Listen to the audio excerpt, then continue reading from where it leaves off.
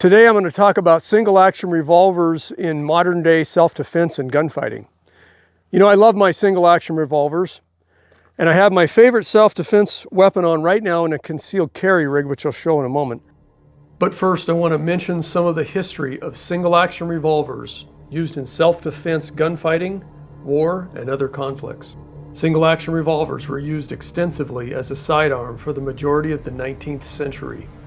They were used by Texas Rangers in the Mexican-American War and against the Comanches. Single-action revolvers were used during the American Civil War and the Great Sioux War of 1876 to 77. They were used at the Battle of the Rosebud and Little Bighorn and many skirmishes in that war. During the wildest days of the Old West, single-action revolvers were spontaneously pulled from leather in smoky gambling dens, saloons, and theaters to settle personal conflicts by men from all walks of life. Single-action revolvers were used to kill in personal confrontations in war well into the 20th century, and they have an established record of lethality. During the punitive expedition against Pancho Villa into Mexico in 1916, George S. Patton used his ivory-gripped Colt single-action army to shoot 3 of Villa's men in a surprise encounter. After the U.S. Army adopted the .38 caliber Colt double-action revolver to replace the Colt .45 single-action revolver, field experience would once again bring back the single-action revolver as the preferred weapon. It was during the Moro Rebellion in the Philippines during the first decade of the 1900s. The 1892 double-action Colt revolver could not reliably stop charging fanatical Moro warriors. The Americans elected to stop using their new .38 caliber double actions in favor of the old Colt .45 single action revolvers. And those old Colt .45 single actions proved their value in quick stopping ability at close range. Now, let's talk about the very early days of self-defense for civilians like you and me. Back in the early days of self-defense, in terms of a handheld weapon you could take with you, in the early days it was sharp sticks and rocks. And then some guy got a bright idea to put a sharp rock on the end of a stick, and that was an upgrade. So if you lived back then, you'd want to trade up from one of those. You wouldn't just want the sharp stick, you'd want the sharp rock on the stick. Well, a few thousand years later, they came out with the percussion revolver after going through wheel locks and flint locks, single shot handguns and stuff. This could actually fire 6 shots without reloading. This is a big upgrade. So if you lived in the early to mid 1800s, when these came out and became available, you would trade up from a single shot pistol to a 6-shot revolver. That was a big upgrade. You'd gladly take it. And then in 1873, the Colt single action army revolver came out that actually took a cartridge. Okay, so you could shoot 6 rounds again, but you could reload much faster because the cap and ball revolver, you know, those take like 5 minutes to reload. Unless you swap the cylinder out, which is complicated in a Colt, it's easier in a Remington. It's still a long process. But with the single action army, you had the self-contained cartridge. You could reload, you know, rapidly compared to that, and this was a big upgrade. And then about 40 years later, 1911 or so, the Colt 1911 platform was invented, and this was a big upgrade. So in this case, originally you could get 7 rounds plus 1, so you could get 8 rounds instead of 6, and you could reload with the magazines the whole 7 rounds just like that and rack the slide. But that transition wasn't quite so clean cut because the reliability and function on these wasn't as good as a single action revolver. Depended on the gun and depended on if you worked out the reliability of the magazines and so forth. So it was not as reliable as the revolver, but if you worked with the gun enough, you could get the gun to be reliable for you. Also, I heard the early GI models, they were actually built really loose, and the loose ones don't jam as much. They're not as accurate, but they don't jam. So then you go up to the 1980s, and Glock comes out with a striker-fired handgun. And then in the years that followed, SIG followed up on that with their striker fired. There's been a bunch of striker fired handguns, and those are an upgrade from the 1911 because they're a double stacked magazine, holding 15, 17, 18, even 20 rounds, 21 rounds. So they could have over 2 times the capacity of the single stack 1911, and they were an upgrade. And then in recent years, the only upgrade I can think of is the red dot sight. This is a red dot sight mounted on a SIG 320. And the red dot sight is a big upgrade from the open sights. And if you've never tried one, you really need to try them, because that red dot sight's not only illuminated, so it's easy to see when you put it on the target where you want to shoot, but you don't have to line up the front and back sights anymore. With the red dot sight, it's just put the dot where you want to shoot it and shoot it. It doesn't matter where the dot is in the lens or anything. So because of that, when you use a red dot sight, you're doing one less thing when you shoot. When you shoot any of these other guns, you got to line up the front sight for a difficult shot. You got to line up the front sight, back sight, then put it on the target. So those are 3 things you have to hold in alignment. And with a red dot, you only have to hold 2. You eliminate 1/3 of the work of breaking the shot correctly. So what I want to do, before we get into the actual self-defense everyday carry rig that I wear, I want to do a brief little test to try to compare apples to apples from at least these 3 different guns. The single action army, I'm not going to do the cap and ball, it takes way too long. We're going to do the single action army. We're going to fire 2 shots into a close target, and I'll show you what we're talking about. We're going to fire 2 shots from the table, just to make everything easy so I don't have to put on a bunch of different rigs. We're going to fire 2 shots from the table into the close target here, and then I'm going to reload. So I'm only going to load two rounds in the gun. Fire 2 into this, then I got an empty gun. I'm going to reload 2 rounds and fire on that far steel over there. Okay, so that's the drill, simple. We'll just compare apples to apples, put it on a shot timer, and make sure we can see everything, and I'm not going to shoot my camera here. And I won't be too far away. Yeah, that'll work. Okay.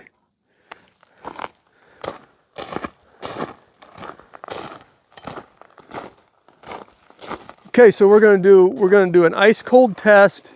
We're going to do an ice cold test between the single action army, the 1911, and the SIG 320, and we're going to start the shot timer at the beep.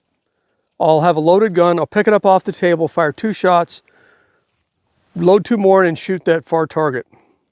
And I'm going to get rid of the spent rounds in the single action army, as though I fired 6. So I have to get rid of 2, put 2 in. I'm going to eject 2, put 2 in, and then fire 2 more on the far target.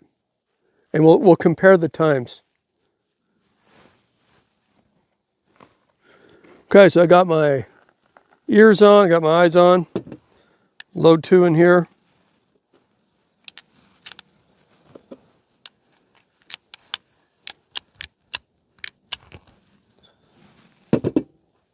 Okay. Get my timer turned on. No par time. Check the beeper.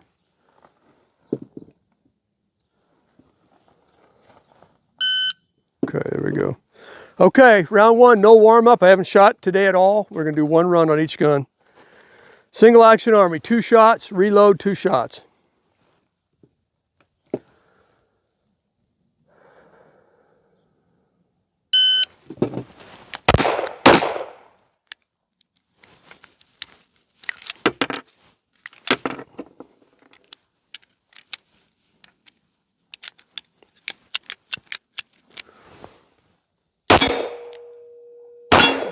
Okay, and by the way, forgot to mention this ammunition I used was self-defense type ammunition. It was a 200 grain bullet doing 900 feet a second. So that's not fanning ammunition, that's not cowboy loads.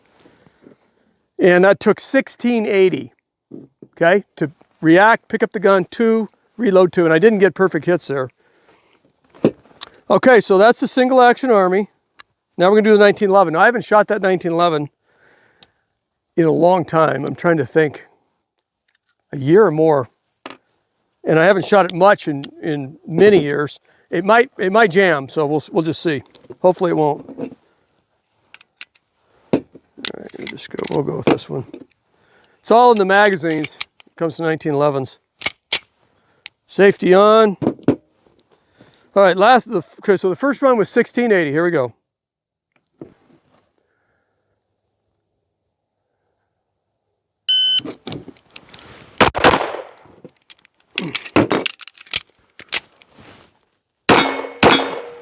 Okay, so I shot to slide lock. Again, I pulled to the left a little bit. Time 11:69. Now that's kind of interesting. That was 16 and some change. This is 11:69. The reloading system was a lot simpler than that. And yet it was, I only shaved about 4 seconds off. Okay, so now let's try the SIG 320 open sights.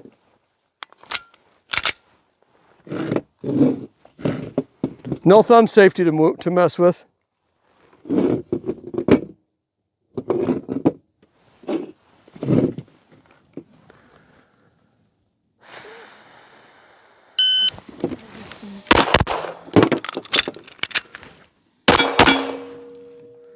.481. So you can tell that I have worked with the SIG 320 quite a bit more than the rest of these, but also the system is simpler. There's no thumb safety to fool with. It feels more comfortable in my hand too. I'm just more used to it. All right, let's try the one with the optic. I don't think it's going to be any faster, but just for fun, put the optic on it. Turn that on. Okay. Okay, here we go. This one has a competition mag release, and if I set it down, I'll set it on this side, I guess. I'm gonna set it like this, because it'll slow me down to grab it from the other side. All right, here we go. So the time to beat, I forgot, it's updated since then. It was 4 and some change.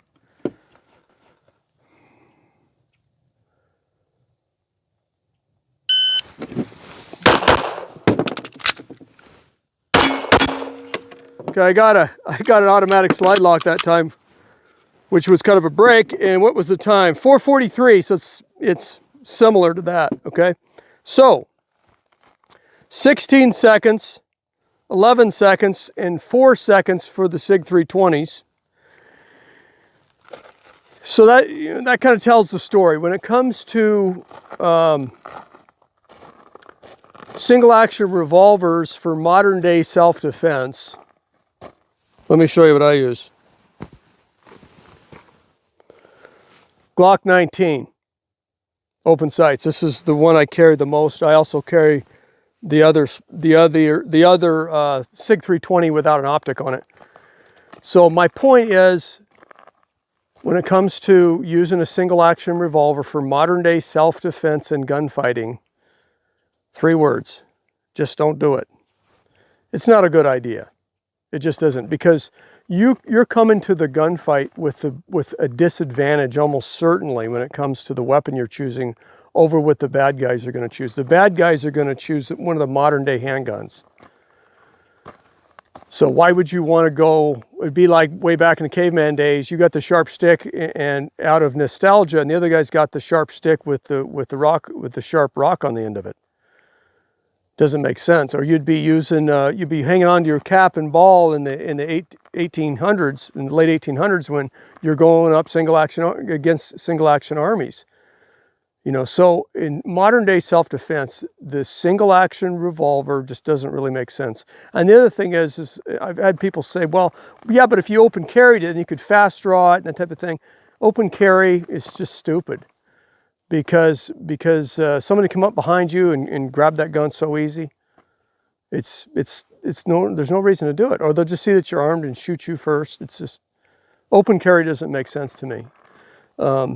And then, of course, you can lock it. You can lock the single action army into your holster with a leather strap, but then you can't get it out fast. So there's no reason to do it. It just doesn't work. No matter how you calculate it, it doesn't make sense to use a single action revolver for modern day self-defense and gunfighting. you'd be gunfighting at a huge disadvantage. Okay, another point I wanted to make why I wouldn't use a single action revolver for self-defense, especially a single action army, is because they're designed with the grip size and everything to be shot with one hand. That's the way they were designed, to be shot like this. You can put your second hand on there, but it's really out of place. It's hard to find a place to put the second hand. And so it's kind of a one-handed gun, which is fine for cowboy stuff and having fun fanning and stuff. But for self-defense, it's not the best. And the other thing is that when you cock that hammer, that's a complex motor skill. It really is, especially when you're drawing. You have to draw it from somewhere and cock the hammer. That's a complex skill.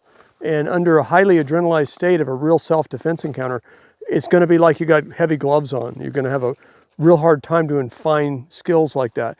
And so I very much think it's much smarter to go with a modern polymer striker fired type pistol where it's simple. You have less things to do. Pull out the gun, point it at the bad guy, pull the trigger. It's a lot easier to do that with the gross motor skills that you're left with when you're in a highly adrenalized state versus needing to cock that hammer. You know, and the other thing is really, the other thing is your finger's going to be in there when you're cocking a single action armor. You really don't do it like that. You're going to come out with that thing like this, cock the hammer, and in that highly adrenalized state, you can touch it off when you don't really intend to because it's single action. You know, so there's just a couple more reasons why single action revolver, not a good idea for self-defense in the modern world. So that's just my opinion. Thanks for tuning into the video, and I'll see you on the next one.